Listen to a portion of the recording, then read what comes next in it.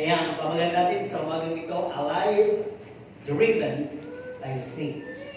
No? Ang isang buhay na pinamumunahan ng pananampalataya. We have our verses in Galatians 3:11, Romans 1:17, na isa lang sinasabi, the righteous will or shall live by faith. At meron tayo Hebrews 11:6. Basahin muna natin ang Tagalog ng Galatians at Romans 1:17. Ang itinutuloy na Diyos na matuwid sa pamamagitan ng pananampalataya ay mabubuhay. Sa Hebrews 11:6, this is a verse and also a message na pag binasa.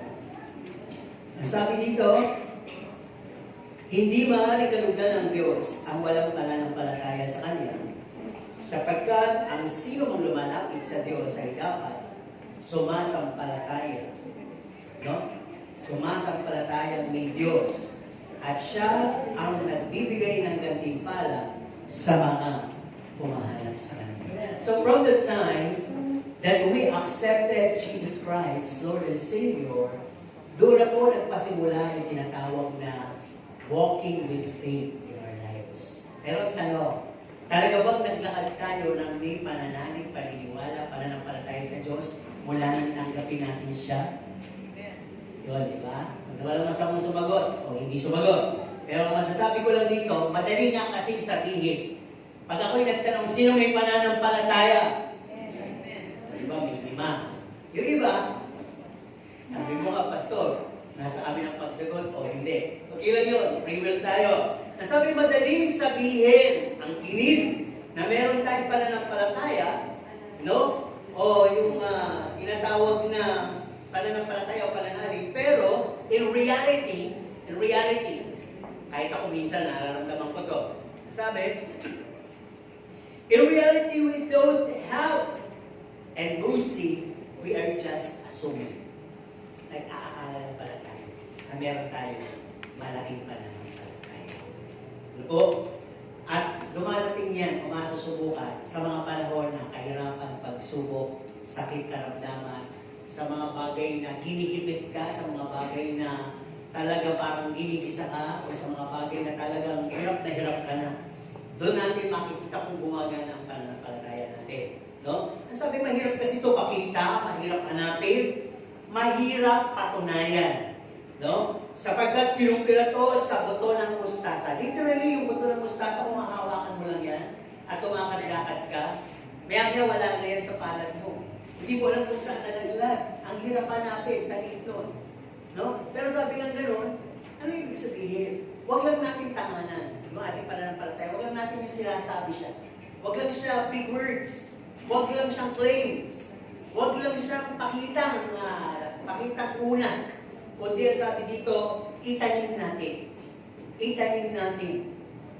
Ibig sabihin, yung pananampalataya na binigay sa atin ng Panginoon ay yung kanyang salita.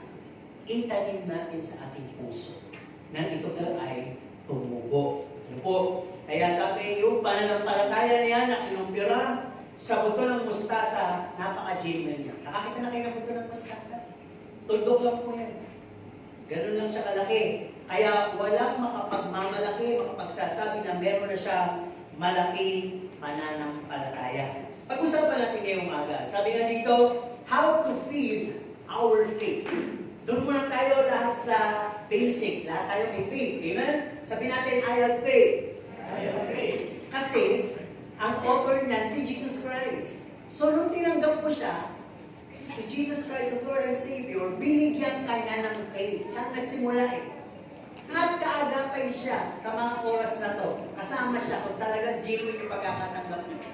May faith ang bawat isa. Kaya how to feed our faith? No? Paano ba palalakasin ang ating pananampalataya o palalaguin?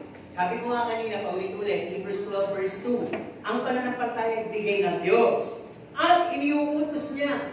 Di ba paano ba? O ayan, pagkain. Inuutos niya, kainin mo. Binigyan kita ng pananampalataya sa Mark 11:22, inuutos niya, magkaroon ka ng pananampalataya. Para bang gamitin mo na yung pananampalataya. Binigyan kita. Okay, at sabi dito, ang pananampalataya ayon sa Hebrews 11:1 ay ang pag-asa sa mga bagay na hindi nakikita pero hinihintay mo mangyayari. So yun yung pananampalataya. At ang sabi, ang pananampalataya ay mapapalakas o lalago sa pamamagitan ng pakikinig at pakikinig at pakikinig ng salita ng Diyos. Sa pakikinig at pakikinig, tanggalin natin doon yung sama ng loob. Para yung napapakinggan, pumapasok. Kasi pag meron ka na kagad, pangontra, halimbawa lang, ako na naman kaya tatamaan, hindi yan papasok.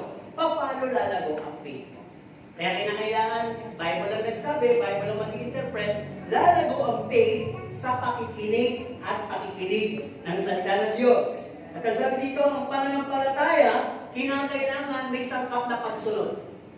Hindi pwedeng may pananampalataya ko tapos may sinasabi sa salita ng Diyos, ayaw mo namang gawin. Wala rin pong mangyayari. Ang pananampalataya, meron ka, maaaring maging baog o maging patay sa harap ng Diyos. No, sinasabi lang, eka nga. Kaya sabi din dito, ang pananampalataya is uttered and will be completed by Him. Ibig sabihin, naagapay siya hanggang ngayon. Siya yung salita. Yung salita may kapangyarihan pag nakapasok sa'yo. Siya yung tinig na maliit na dumadating kapag ka nangangailangan ka ng mga katugunan na dumadalangin ka may bumubulo. Magpuri ka, manalangin ka, maniwala ka. Yun ang Diyos. Kaagapay siya. Kasi hindi kanya iiwan hanggang hindi siya dumadating. Patuloy siyang nandun. Ano po? Kaya, ang faith ay kinakailangan makita yan sa paglakad mo, sa pagsamba mo, sa pagbibigay mo, sa ministeryong meron ka, sa mga pagsubok na hinahayaan ng Diyos sa iyo, sa mga sakit, sa mga hamon sa buhay. Kumbaga, kailangan ng faith ay lifestyle mo na. Amen po ba? Wala kang ibang bagay na pagdududa, mga tao na sasandigan o paniniwalaan, mga ibang pamamaraan na gagawin, kundi faith and faith alone. No? Kinakailangan, nandun yan. Kaya, pangalawang bahagi, what is faith for? Para saan ba yung pananampalataya? Sa tingin nyo, mahalaga ba yan? So, sa ikatong punto, yung pahalagahan. Pero, para saan ba talaga yung faith? Sabi dito, para malugod ang Diyos sa atin. Ang Diyos hindi malulugod yan. Basta binigyan ka niya ng isang bagay, hindi mo naman gagamitin. Literally, if you give someone, a person, a gift, or yung pwede naman yung isuot, relo kaya, pintas kaya, ikaw kaya yung maliliit na bagay na hindi magiging abala kung gusto niya o hindi. Di ba? Kasi kung damit, minsan, hindi niya tayo yung kulay. Pero maliliit lang na bagay, at hindi mo nakikita ang sinusuot niya, ano pwede mong isipin? Hindi niya nagustuhan. Ayaw niya. So, paano ang Panginoon? Ganon. Maliit lang yung faith na binigay.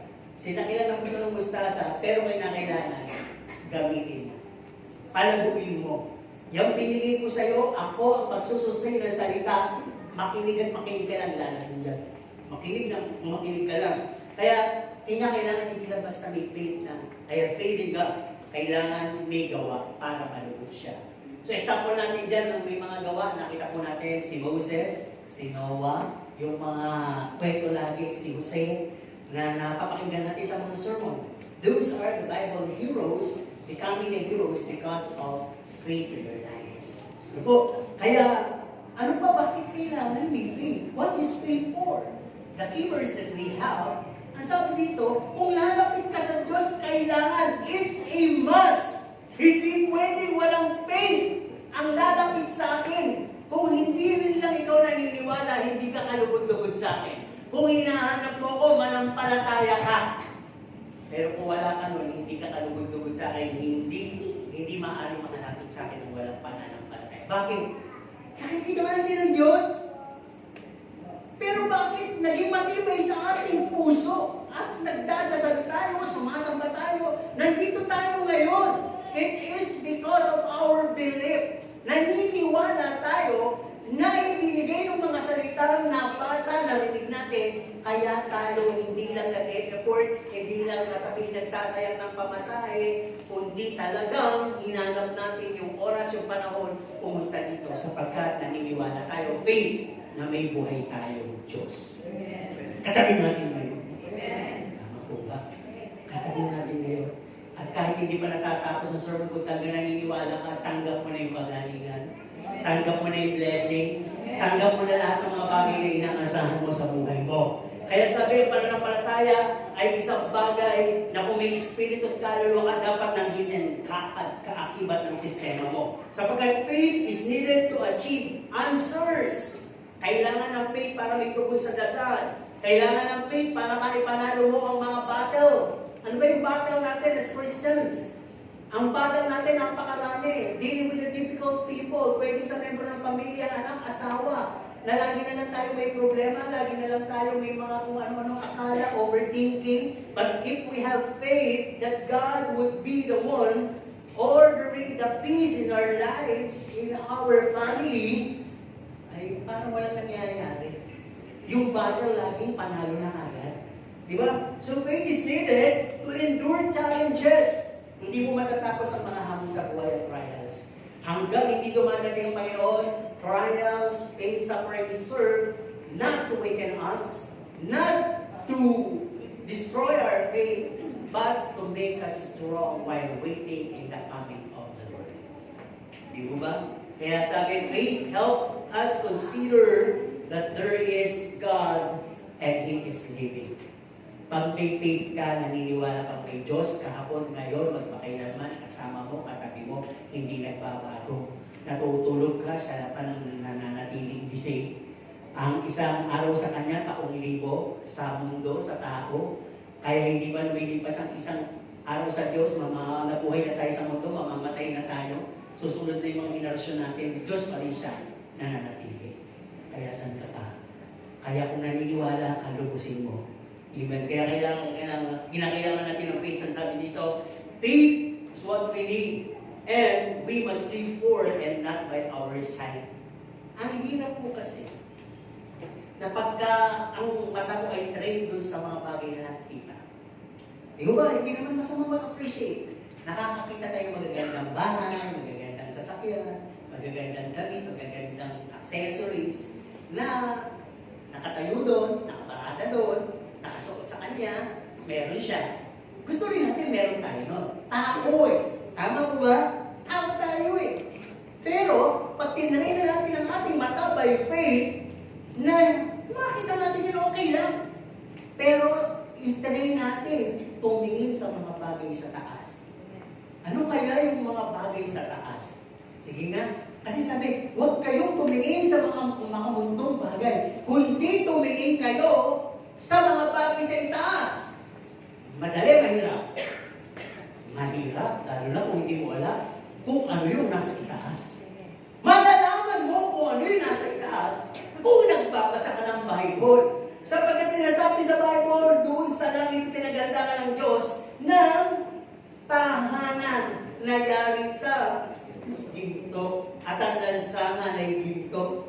Kaya doon ka titingin. Doon ka manangarap, doon ka magsisimula na papatayin mo yung lahat ng mga mundong pagnanasa mo. Dahil minsan kasi pag nandun na tayo sa mga nakikita natin sa bagay sa mundo, nagdi-desire tayo.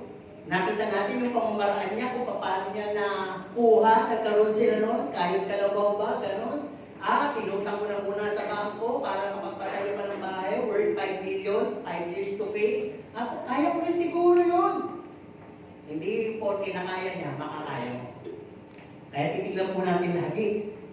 Meron po mga bagay na kailangan bilang Kristiyano na niligtas ka ng Panginoon, pagganahin mo na sa buhay mo ang pananampalataya. And if you have this faith, it will kill the desires of this world. At sabi sa Romans 12, 1 and 2, mapapatunayan mo lang ang genuine will of God if you have this, yung renewal of the mind daily. Daily po hindi yearly, hindi annual, hindi monthly, daily. Para pag nakakita ka na, ay okay lang yun. Meron naman ako sa langit. Ay, hindi ko kailangan yan. Di ba pag tayo, bata pa, mahilig tayo sa collection. Yung mga nagko-collection ngayon, huwag na kayo mag-collection. Dahil pagdating nyo sa katandaan, makikita nyo, wala pa lang talaga yung mag-collect nyo. Mga ganda lang siya pag kinokolekt at bata pa. Pagdating nyo ng pagtanda nyo, Wala na siyang value, hindi niyo na siya gusto. Display na lang, manghihinaya kayong tanggal dahil kinulit nga na, bata kayo. Ayaw naman ng mga anak nyo, dahil hindi nila. Di ba? Kaya gano'n pala. Tama yung sinabi ni Solomon na lahat ng bagay sa mundong ibabaw ay walang kabuluhan. Buhay lang ang may kabuluhan. Sinabi niya doon sa Ecclesiastes 12:13, yung huling chapter doon, di mo ba? Sabi niya, ang pinaka-matter lamang sa balat ng lupa ay yung matakot ka sa Diyos, gawin mo ang duty mo para sa Kanya. No? Hindi yung magpayaman pa. Kung talagang na-bless ka, pinayaman ka, purihin ang Panginoon. Pero kung mag-ascribe ka pa, talagang magiging kayod ka na bauta, gagawin mo yung gabi, araw na rin, at talagang wala, mapapabayaran mo yung iyong family, yung quality time, mapapabayaran mo yung mga relationship mo, commitment mo, pati lalo na yung relasyon mo sa Diyos. It's all void. It's all null and void. Walang kabuluhan. Ano po? Kaya ang halaga ng faith po na meron tayo. At sabi nga, what is faith for? No? Pakita niyo ang ilustrasyon. Ang faith, sabi nga dito, is communicable and transmitted. Being transmitted. Di ba kayo uso? Nung isang araw may lagnat, si ate, si kuya. Pagtapos sa 3 araw, si kapatid, si bunso, pati aso yata. Isa din naahawahan. Nag-aawahan. So, faith, ganun din yan. Pag sa loob ng church, maraming may faith. Yung mahihina, maaawa. Magkakaroon din sila ng malakas na faith. Pero pag yung church ay walang faith, walang aasahan, ando sila nalulugod, parang nagpapacheck na lang tayo ng attendance, routine na lang lahat ang ginagawa natin, o mauwi tayo patulad sa iglesia ng Efeso, magagaling naman sila. Pero yung kanilang first love na wala. Di ba? Wala. Kaya kung hindi lang po natin napakahalaga ng faith. Nasabi, faith begets faith. Faith grows and grows. Pangit ulit yung instruction ko. Ang faith ay parang cancer yan. Ba yung cancer? Tinitingnan mo na yan kung yan ay benign o malignant. Pag yan ay malignant at ginala, ano mangyayari? Lalo siya dadami at manganganak. At di tatagal lang panahon, pwede kang mamatay. Dito naman, pag yung faith, pinagana mo. Yun ang illustration ko. Katulad ng cancer na malignant. Yan ay magpapatuloy na sa buong sistema mo, body, soul, and spirit, pati ang kilos mo, pati salita mo, puro faith. Ang lakas ng paglaganap yan sa iyo. At lalaganap yan sa lahat ng mga makakasama mo. Kaya ganun po yan, ano? Gatlo bagi ang kahalagahan ng faith. Ito, medyo totoo to. Real talk tayo dito. Mahalaga ba yung faith? Kayo sumunod. Mahalaga ba? Amen. Kasi kung hindi mahalaga, faith lang po yan. O faith na kapalaran. Kaya kayo nandito, tinala kayo ng kapalaran. Diba? Ano may kapalaran? May pamasahe kayo, may sasakyan kayo. Hindi nandito kayo ngayon. Wala kayo mapuntahan. Hindi nandito kayo ngayon. Gusto nyo magpahinga ng medyo malaki, nandito kayo ngayon. Faith po yun. E pa yung faith, tuwan-tuwa ka, masaya-masaya ka, nakikinig ka, pero ini-ignore mo ang salita ng Diyos. Paglabas mo, kung gano'n ka kahina, mas mahina ka pa nang lumawas. Faith yun. Ang kailangan makita natin ngayon ay faith. Okay, sabi dito, the importance of faith, like, una, sabi dito, it will establish and make us immovable and unshakable. Di ba? Sino nakaranas na lang dito? Bakit ka natatakot pag lumilip doon? Ano yung iniisip mo? Pwede. Halimbawa, nandun ka sa tuktok, nasa 10th floor ka, ng isang 70-story yata, na building, nasa 10th floor ka pala. Lumilip doon. Naramdaman mo talaga? Anong pwede mong isipin? Gumuho. Di ba? Gumuho. O kahit na nandiyan ka lang sa kalsada, marami pa rin takot. Dahil iniisip na baka, bumuka ang lupa. Yun na po, sa tingin mo, nasa safe place ka na, nasa ilalim ka na ng mesa, ilalim ng kama. na bahay mo naman ay bungalow, hindi ka matatabunan, wala namang bundok sa paligid, wala namang malalaking puno. Ano pa rin ang iniisip ko? Pag hindi ito tumigil, mahihilo na ako, baka mamatay pa ako. Di ba pag matagal na, masakit na siya. Nakakahilo na talaga. Di ba? Pero, ang isang matatag talaga na mga bagay, lalo na kung ulo na maugat, malaki, dumating man ang bagyo, hangin, mga dahon lang halos ako.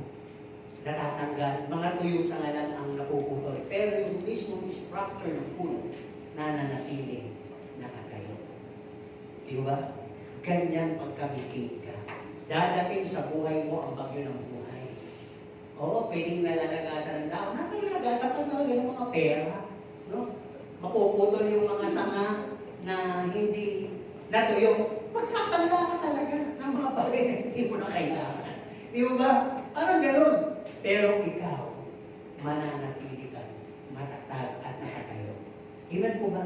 Iniisip ko lahat ng bagay na nawala, paparta na Panginoon na mas marami. Dahil Bible reader ako, nangyari kay Jacob, mas matindi pa nga eh. Pero sa akin, kung pinaltan ng Panginoon na mas marami kay ay ganun din ang gagawin ng Panginoon sa akin. Amen po ba? Alam mo, i-feed ang faith mo. Kaya napakahalaga, di ba? If you have faith, it will make you establish, ang sabi dito, immovable and unshakable. Pag nakarinig ka ng taas presyo ng gasolina, taas presyo ng bilihin, hindi ka natatanong ka. Alam mo, kaya ng Panginoon gawin ang bagay sa iyo. Amen? Hindi prices. Christ is ang laging nasa isip mo. Christ is my provider.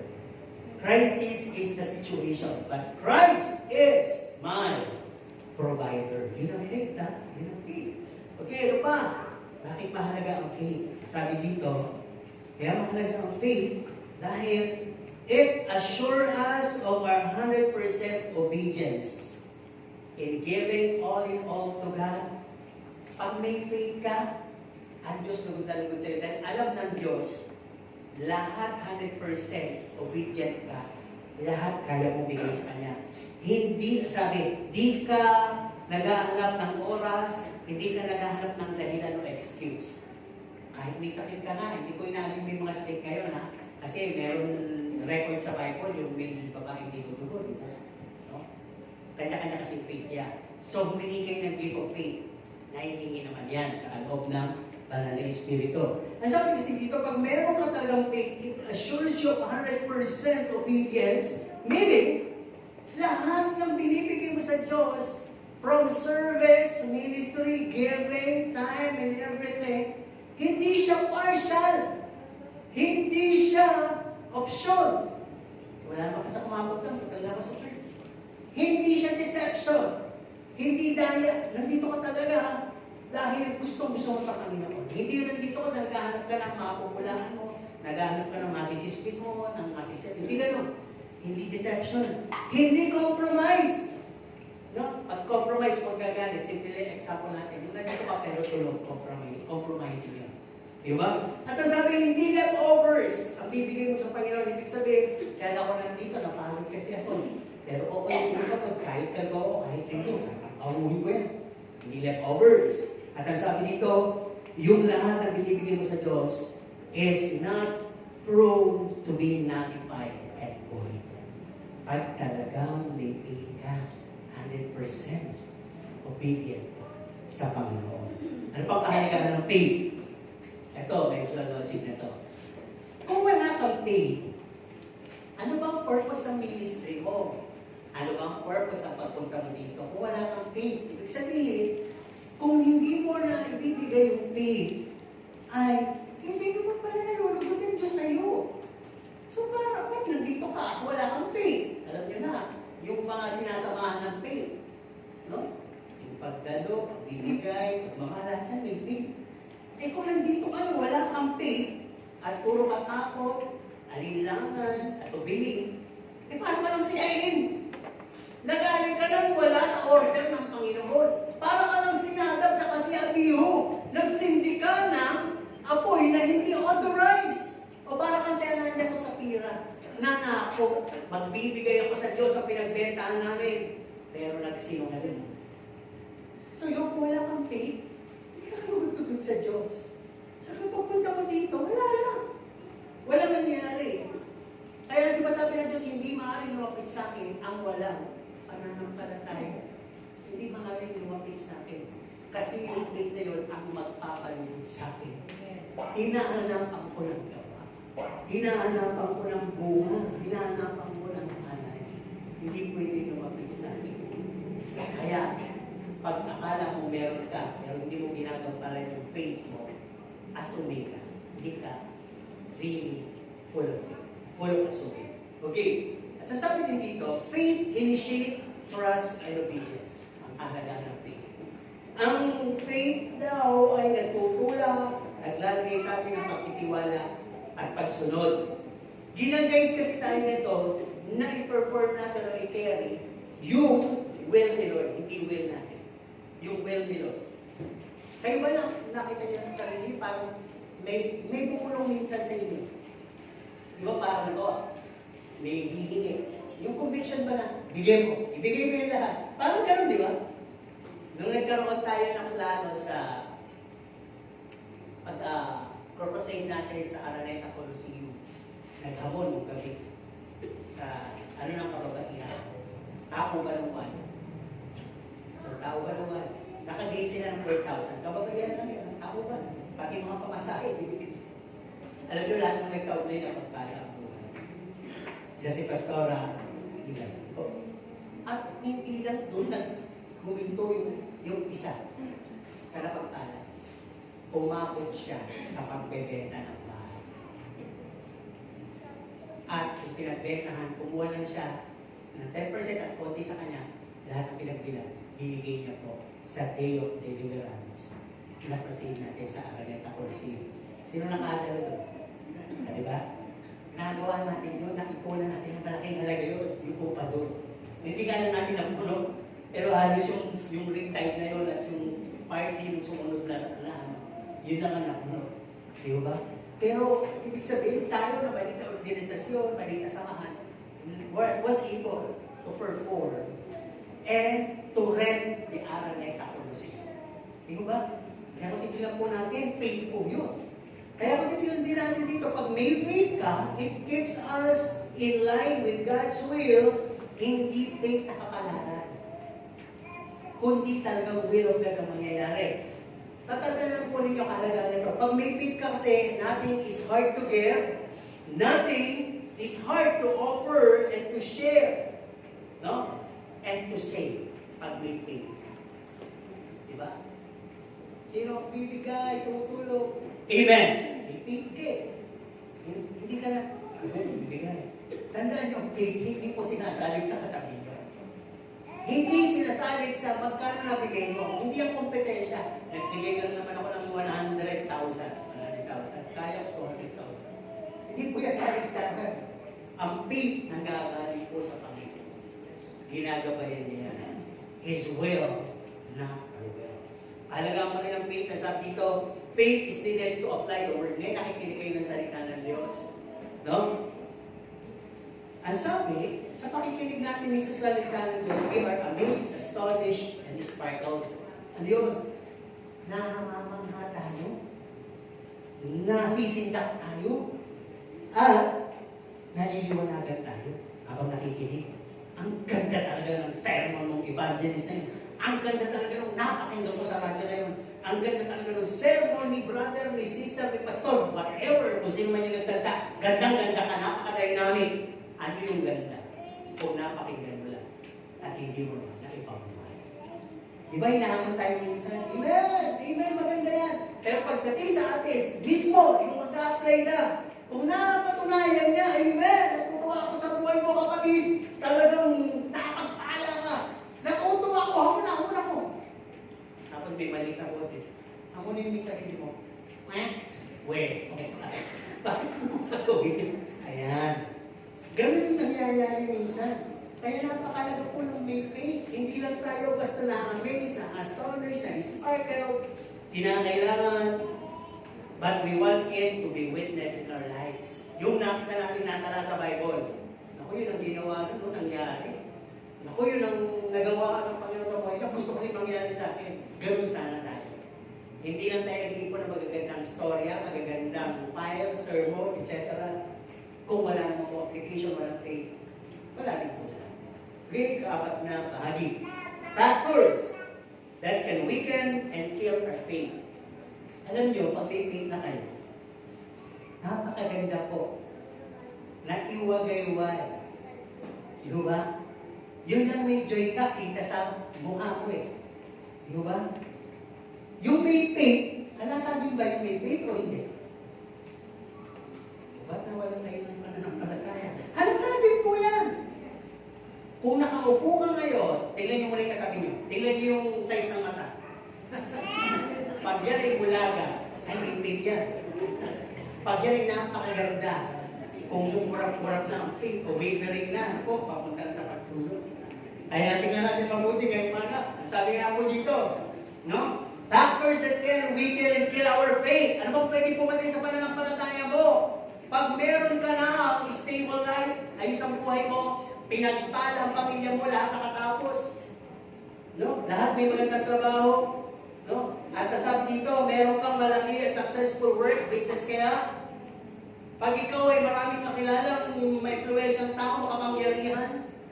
Ano po, pag isa sa mga pamilya mo ay may katungkulan talaga, napakayaman mo, nakakalusog ka, may ganda ka pa. Marami kang achievement, hindi lang natatapos at papatuloy pa.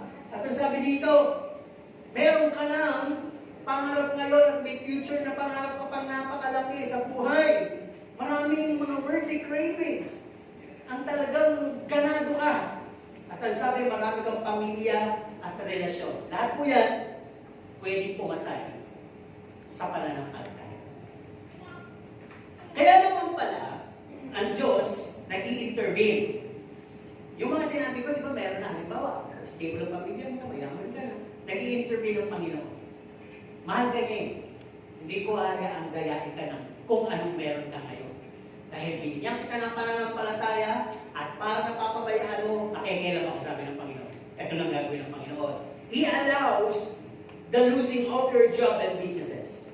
Kaya talaga pinapayagan na wala ka ng trabaho, malugi. Matanggal ka kaya sa trabaho. Baka kasi nakakalimutan. Diba? He allows the feuds and rivalry in the family circle. Pag puro na lang kayo, reunion, puro na lang kayo outing, puro na lang kayo picnic, puro na lang kayo kita-kita, lalo na pag di ko wala ng Diyos. Tutulutin ng Diyos, mag-away-away mo na. Magkagulo kayo. Magbangayan kayo, magkaingitan kayo. Sa tuwing nagkikita kayo, nagkakaingitan kayo, hanggang mag-away kayo. Papayagan ng Diyos yun. Dahil nakakalimot ka. Ano ba? He allows betrayals and disloyalty. Papayagan ng Diyos na may mangyari sa mga karelasyon na i-betray ka, mga kaibigan mo. Na yung pinagkakatiwalaan mo, sinabi mo lahat ng sikreto mo. Ibinulgar sa madla. Ilagay pa sa social media. God allows. Ano ba? He allows poverty and sickness. Sobrang malusog ka kasi. Sobrang papera ka eh. Pagpahinati niya na lang, pinayagan niya magkasakit ka, gumasos ka. Pinapayagan ng Diyos. He allows delays and frustrations. Nangangarap ka ng malaki. At tatatag ka makaalis, makarating doon, wala kang konsiderasyon sa Panginoon, wala kang tanong. He allows. Na yung galing may maging ashes, magkaroon ng delay, paasa, tatawagan kita, walang tumawag. Ikaw yung tumawag, pinapako ka. Di ba? Ang dami He allows persecution and denials. Papayagan niyang usigin ka at itanggi ka ng ilan. And He allows Satan to hurt us. Alam po ba nilang totoo ito? Kung babasahin yung 1 Corinthians 5:5, minsan ang mga minister nagsasabi nito sa isang matigas na ulo natin. Pinagkakatiwala na kita kay Satanas sa 1 Corinthians 5:5. Dahil pag ginawa yun ng isang pastor sa napakatigas na ulo, sabi, sasaktan ng demonyo ang tao ito, pero makababalik siya sa Diyos. Sa pananakit ni Satanas sa kanya. Sa huli, makababalik siya. Maliligtas pa siya. Diba? Kaya, huwag lang tayo lagi asa doon sa God bless you. Kahit mali na ginagawa mo, God bless you. Ibo pa. Pag kayo ay nasabihin ng pastor, pinagkakatiwala naman kay Satanas, suko na ako sa iyo. Kaya gagawa na si Satanas sa buhay mo. No? Lahat ng parte sa katawan bubukuin. Ikaw ba, lalapit pa sa Diyos o hindi na? Lalo ka pang lalapit sa Diyos. Di ba? Kaya kung titignan po natin sa mga bagay na to, no? Bakit ginawa ng Diyos sa pilihan? For us to come back and be restored in our first love. Para manumbalik yung pagmamahal natin sa Diyos. Pero minsan, ang ginagawa natin, isa manumbalik sa Diyos, di ba? Nanumbalik sa iyong paglinga. Parang katayan ng prodigal sa rin, di ba? Dinadalangin ang iyong pagtanggap. Hinahanap ang iyong katwiran. Niyayakap ang iyong kalooban. Di ba? Eh, minsan, hindi sa gano'n. Sinisisi natin. Panginoon, bakit kung kailan ako naglingkod, kung kailan ako nagbigay, kung kailan ako sumunod, nagkaganito buhay ko. Eh pag ganun po, uulit po kayo sa grade 1. Repeater kayo sa pagsubok. Kasi kinakailangan, in your trials, pain, whatever degree God allows in your lives, all the things that you must utter is praises and adoration, glorification to God. Walang blames, walang galit, walang bulong o murmuring. Puro lang pasasalamat. At ang tag nun, faith kasi yun. Pag nagpapasalamat ka, in spite na may sakit ka, faith yun. Nagbibigay ka, in spite na gipit ka, faith yun. Diba? Yung nakaupo ka dyan, at nakikinig ka, in spite na anto ka at pagod ka kagabi, faith yun. Diba? Yung gusto mo, huwag na maghapos yung sermon. O, ina po yun. Alam nyo, faith, ano ba? Ay, tuloy tayo. Hindi mo yung tuloy tayo. Ang sabi po dito sa may 1 Corinthians 10:13, di ba, pinag-usapan, God allows, God allows, God allows. Pinapayagan ng Diyos, subukin ka doon sa makakaya mo lamang. Eh, iba yung pagsubok niya, iba yung pagsubok ko, iba yung pagsubok niyo. Iba-iba tayo. Alam ng Diyos kung gaano ka kalalim. Alam ng Diyos kung gaano ka palang kababaw. Bakit yun yung pagsubok ko? Pasalamat ka, alam ng Diyos yan. Kaya sabi nga, pag ikaw ay natrap, hindi ka makaalis-alis. Ang tagal ko na rito. Ang sabi ng Diyos, pangako niya, siya mismo maglalabas sa iyo. Kasi nga sinusubo ka lang naman, iyakin ka agad. Sinusubo lang kita, alam, iyak ako. Di ba minsan sinusubok natin ang ating maliliit? Malikot eh. Di ba, lakad na lakad. Ngayon magtatago tayo. Makikita natin ang katawan tayo, natataranta siya. Lingap-lingap. Mamaya titingin-tingin. Anong susunod na pangyayari? Kasi tayo mga priority dyan. Di ba? Iiyak na kayo. Hahanapin niya yung magulang. Parang gano'n lang pag sinusubok na. Di ba? Kasi minsan gusto natin, ayaw tayo kumapit sa kanya. Gusto natin makalakad mag-isa. Okay, panglimang punto at halos dito tayo magtatapos. Panglimang punto pero mapa. Sabi dito, endure everything by faith. O ito yung pamagat natin. Be faith-driven. Sabi natin kagabi, be faith-driven. Ano ibig sabihin? Hawakan mo po yung pananampalataya pero kayo. Hawakan mo. Sino na hawakan mo? Yung pananampalataya. Ito pa. Siguraduhin mo kung kanino ko binabato yung pananampalataya mo. Kanino ko ba tinitiwala itong faith na ito? Baka kay pastor lang, pinakikita ko. Baka kay sister lang. Imbis na lumapit ka sa Diyos, sister, makuha ka. Parang gano'n, di ba? Imbis na manalangin ka sa Diyos, puro ka na lang si pastor. Pastor, kung hindi mo papanalangin, hindi gagawin. Sabi, binigyan ka rin po ng karapatan. Eh, paano kung pala na si pastor? Patay na si pastor. Eh, bago yung pastor. Hindi naman yung panibago mong bubuluhin. Pastor! Di ba? May faith ka. Tandaan mo, may faith ang bawat isa sa atin na kaya natin gawin. Okay, tignan natin mabuti. Remember the verse? Satan came to steal and destroy. Nabasa niyo po kayo? Dumating si Satanas upang magnakaw at mangwasak. Alam po ba ninyo kung ano yung gustong-gusto niyang nakawin at wasakin sa ating mga Kristiyano? Yung pananampalataya natin, yun ang inaasinta niya na mawala at makuha niya sa magitan ng kasinungalingan niya at pandalaya. Tandaan po nyo, sinabi po sa Bible, sa Four Gospel, siya ang ama ng kasinungalingan at siya ay dakilang sinungaling nung una pa lamang.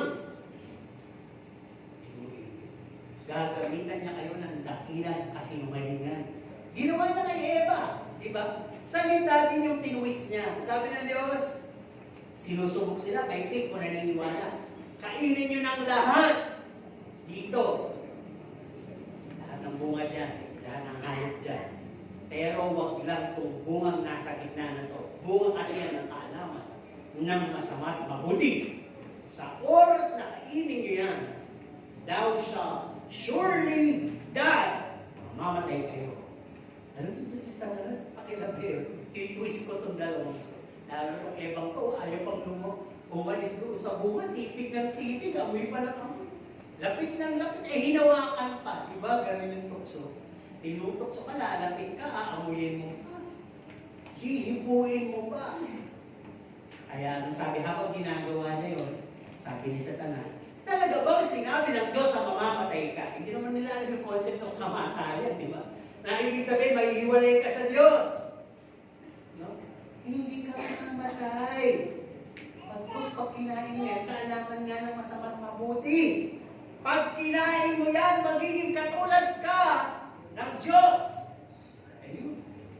Nahuli siya sa pandarayang salita ni Satanas. Kaya tama, inawakan, inamoy, pintas, kinagat. At hindi lang siya nasiyahan, nasarapan, kaya nilapitan ang kanyang partner na si Adan. Bakit kinain mo yan? Ano nga madagdag? Ang sarap kaya, tikman mo. Kaya bibigyan niya na si Adan, bakit ka si Adan ako? Nung pagkakagat ni Adan, sabi nung dalawa, ay, nakakubad ka! Ay, ikaw rin! Nagtakip sila, nahiya sila. Nagkaroon agad sila ng malisya. Nalaman nila ang masama at mabuti. Doon na po yung answer. So, ganun din po. Maaring nakikinig ka ng salita ng Diyos. Si Satanas ang tulong, tinataya ka. Talaga bang salita ng Diyos yan para makalaya ka? O tinatamaan ka? Tanda mo, pag tinamaan ka, matitisod ka. Diba? Yun yung ginagawa minsan ni Satanas at kikinig natin ang salita ng Diyos. Pero sabi nga dito, tingnan natin mabuti. Kung may faith ka, don't be hesitant, double-minded, confused, wavery with your faith. Ano natin? Huwag ka nag-aatubili. Panghawakan mo yan. Huwag ka nagdodoble ng isip. Huwag kang nalilito. At huwag ka naglalamig sa pananampalataya mo. Ang pwede lang naman bumakap dyan, salita ng Diyos, hindi salita ni pastor, hindi salita ni brother, ni sister, o kung sino-sino opinion. Salita lang ng Diyos ang mag-aalaga sa faith mo. Sabihin na nila, gusto nila sabihin, mas maniwala ka sa sinasabi ng Diyos. Di ba?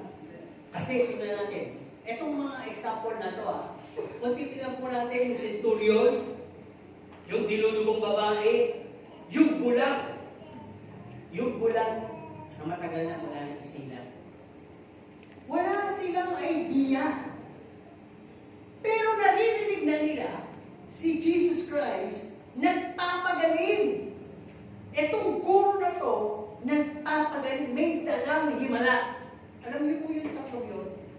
They have believed and kept the faith. Naniwala, inalagaan ang kanilang pananampalataya. Dumating ang pagkakataon na na-meet na nila yung kanilang, sino ba yung guro na yun? Na narinig ko. Sino ba yung maestro na yun? Yung makapangyarihang yun na suko daw. Kristo ang pangalan o Jesus. Nagpapagaling. Kaya nung na-meet mo si Centurion, alam niya. Ang sabi niya, wikain mo lang. Hindi mo na kailangan pumunta sa amin. Yung aking alipin may sakit. Wikain mo lang, gagaling siya. Di ba?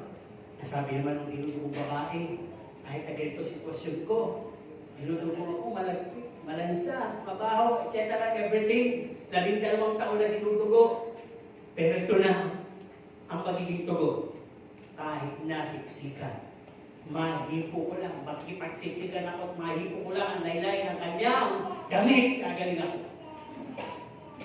At yung bulag, narinig niya, Jesus, Jesus, ito na. Kaya nung narinig niya malapit na, sumigaw siya, Jesus, anak ni David, pagalingin mo ako. Sabi ng mga disipulo, magtigil kami, mission pa kami. Kaya sabi niya, tumigil ba, tumahimik? Lalo siyang sumigaw, Jesus! Jesus! Anak ni David! Pagalingin mo ako. Anong gusto mong gawin ko sa'yo? Gusto kong makakita. Kaya ang Panginoon sumagot sa kanila. Sumagot doon sa bulag. At sabi ng Panginoon doon sa bulag, sa pananampalataya at paniniwala mo, gumaling ka. Ang sabi ng Panginoon, nung hinipo ng babaeng dinudungo at kanyang laylay, may kapangyarihang bumaba sa akin. Sinong humipo sa akin? Takot yung babae mo muna. Pero sabi niya, ako po, naniniwala ko kasi ako gagaling ako, mahipo ko lang ang laylay. Sabi ng Panginoon, gumaling ka sa paniniwala mo. Nung nakausap ng Panginoon ang senturyon, sabi niya, maraming Israel, Hudyo, alam kung sino ko. Pero wala akong nakitang ganitong kadakilang pananampalataya na itong mga Hudyo. At sabi ng Panginoon, isang tao papunta na sa langit, mapupunta pa sa impyerno. Bakit? Matagal na silang nananalig sa Diyos, pero wala silang pananampalataya. Samantalang kung senturyon na ito, wikain mo lang, hindi kita gusto abalahin, marami ka pang gagawin misyon. Wikain mo lang, gagaling yung aking alipin at kumaling. Di mo ba? Kaya makahalaga ng faith. Yung faith na meron tayo. Lalo na po ngayon, nakita natin yung istorya. Saksi tayo sa istorya, sa luma at bagong tipan, nababasa natin lahat. At ang kumpiyansa natin, may pitan, binigay pa talaga ng Diyos na nagsimula. At ang sabi niya, siya na magtatapos nito. Nagbabasa pa tayo ng Bible, may Holy Spirit pa tayo. Basahan pa tayo. Pakakawalan tayo ng pananampalataya. Kaya isang malaking hatol yan pagharap natin sa Diyos kung hindi tayo nabuhay sa pananampalataya. Para bang andyan yung pagkain, andyan yung plato, yung kanin, yung ulam. Pagdating ng magulang mo, gutom na kami. Bakit? Dala ko ba yung kaldero? Diba? Dala ko ba yung pagkain? Nandyan na.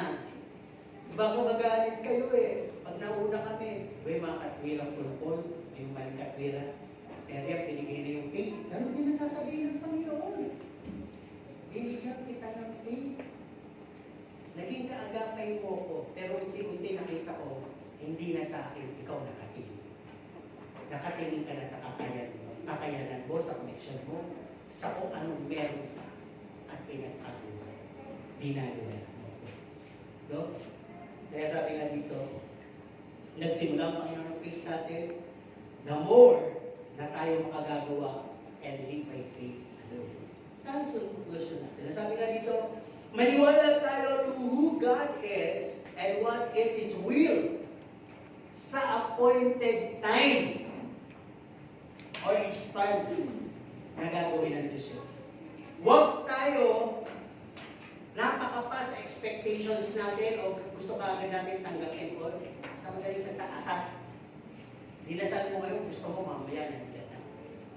Di ba? May ganun tayo. Hiningi mo ngayon, gusto mo nandiyan na agad. Di ba? Yung simpleng umalis yung magulang mo, ang sabi mo, pasalubong. Anong hinihintay mo pagbalik nila? Sa totoo lang, yung pasalubong o yung magulang? Yung pasalubong. Kaya pagdating nila, wala yung pasalubong, ano mangyayari sa'yo? Gagaling, magdadamdam ka pa. So parang gano'n din tayo sa Panginoon. Minsan, doon na tayo sa bagay na hindi na sa Panginoon. Kaya pag hindi binigay ng Panginoon, nagdadamdam tayo, nanlalamig tayo. Tanda po ninyo, sabi na dito yung logic, ano? There could be instant that the answers na gusto natin ay hindi binigay. Maaaring magbibigay pa ito ng bad result sa future natin. At yung mga bagay naman na walang answer na yon ay magbibigay naman ng magandang result sa future natin sa susunod ng panahon. Kasi po ang faith, may kaakibat na salita. Wait. Faith is waiting. Hebrews 11. Things you are hoping for, things that are unseen. Hindi nakikita. Pero, nag-aatin ka. Huwag naman po kayo ma-fall sa hyperbate. Nakabili ka na ng bike? Oo. Nasaan? Ayan o. Saan? Ayan! Perfect na po yun. Hindi po ganito yung sinasabi. Ano po? May pag-ihintayan. At last, sasabi dito, if we are in genuine relationship with God, pag genuine po yung relationship sa Diyos, hindi maaaring wala kayong faith. Tama? Hindi maaaring wala. Kaya huwag kang matakot, magduda, maawa sa sarili mo. God is ahead of your future. May kanta, di ba? Because I can face tomorrow because He lives. Ang tuloy siya. And life is worth living just. Worth mabuhay. Dahil buhay ang Diyos ko. Andun siya sa bukas. Alam niyo, pag talagang tingnan niyo lahat ang pangako ng Panginoon, huwag ka mag-alala sa iyong bukas. Hayaan mo ang bukas mag-alala sa kanyang sarili. Kayo ba'y naalala niyo bukas Lunes, yung bakon na? Yung traffic, bukas naalala niyo? Yung mga pressure, mayroon may yata kayo sasubmit ng mga projects na hindi nyo ginawa dahil sa matay. Alam niyo ba yun? Bukas? Kung may faith ka, gawin mo yung mga magagawa sa akin. Tamang pag-aalala lang ang nilagay ng Panginoon sa bawat araw. Huwag mong pakialaman yung bukas. Hayaan mo yung bukas. Hindi lang yung literally bukas na araw. Yung bukas na yun ay si Jesus. Nandun na siya. Mawawala ka sa mundo, nananatili siya. Kaya hindi kanya pababayaan. Tandaan po ninyo yun. At ang sabi dito, just keep serving, keep it faithfully, live and apply your faith, and God will be with you now and in your future. And just